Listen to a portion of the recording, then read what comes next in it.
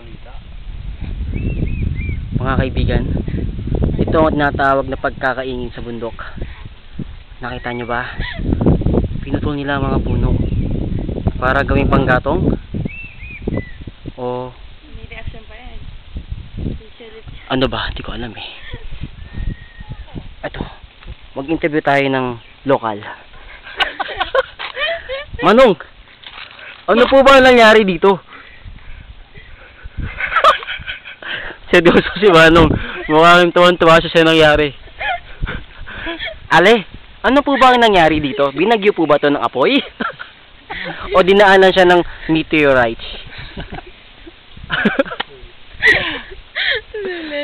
Walang makapagsabi.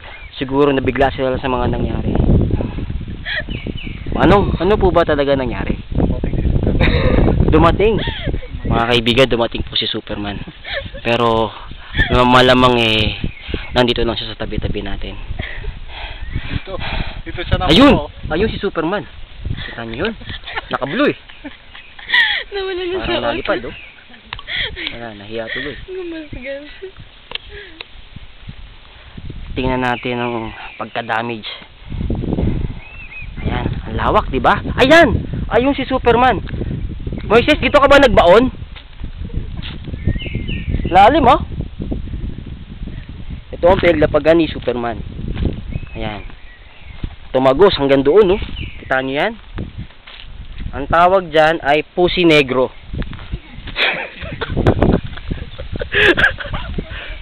Magandang gabi po.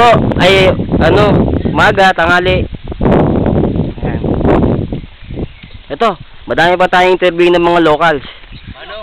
Ano po ba ang nangyari talaga? Dapat hindi nyo sinisirang kalikasan dahil ito ay ating tirahan. Di ba, Manang? Oo nga. Manang. Isa po ba kayo sa nag-illegal logging dito? Ay, hindi. Isa po akong secret agent. Okay. Nagsusubaybay ako sa mga masasamang elementong sumisira sa ating kalikasan. Ano nagagawa mo? Kapapicture. Oh. Sige, kukunan kita. Ayan. Sige, pause lang. Ayan. Ayan, tama yan. Medyo angat mo yung shirt mo ha. Angat mo yung shirt mo, liis mo yung legs. Medyo buka. Medyo buka. Hindi, buka lang konti. Yan. I love it.